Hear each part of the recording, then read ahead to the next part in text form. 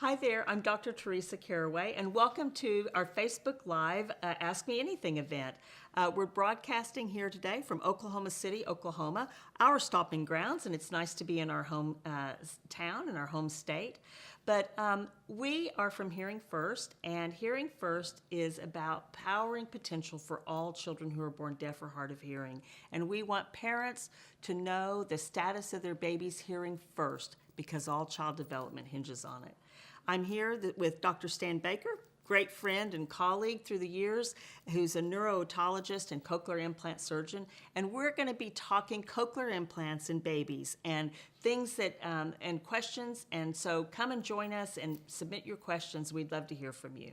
So in terms of like your perspective and your seat on the bus as the neuro-otologist, what tips would you give a family whose baby's been newly diagnosed and they're considering an implant? Sure. Well, I think it's important to give the family permission to have an emotional response.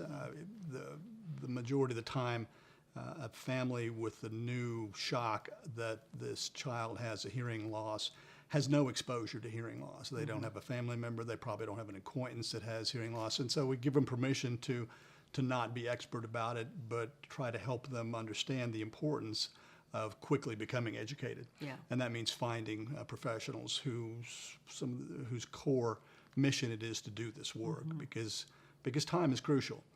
The brain is going to develop either with hearing or without hearing, so we need to move quickly. If the family's goal is spoken language, and usually it is, we've got to move quickly and not get caught up in the emotional turmoil that sometimes occurs. Yeah.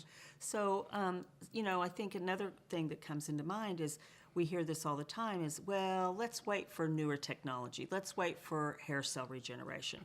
What's your typical response that you give to families and have that discussion with them? Sure. Well, if you read about hearing loss, you'll quickly come across the fact there are scientists looking at a cure for what you could call a cure for hearing loss. In other words, fixing the inner ear. That's a great goal, but the reality of it is it's not going to be available for us soon enough to deal promptly with the developing brain of a young child who needs to hear well. And so we can't, the technology is here now. We have a solution. It may not be as good as will be available in 20 years, but 20 years is a long time down the road. So that's a concern. We don't want to wait for new technology. And we don't want to, the other mistake I hear parents thinking about sometimes, well, let's wait till the child's a little older and can participate in this important decision. That's a mistake too. The parents have to take responsibility for the primacy of hearing spoken language at an early age in order for the child's brain to be able to develop appropriately. Yeah, so it really becomes a family needs to decide what is their desired outcome. They have to think 3 years, 10 years old, 16 years old, but they have to act urgently today. If they want their child to listen and talk, they need to be doing those things urgently and quickly because of that window of critical period of development. Time is of the essence with children's hearing loss.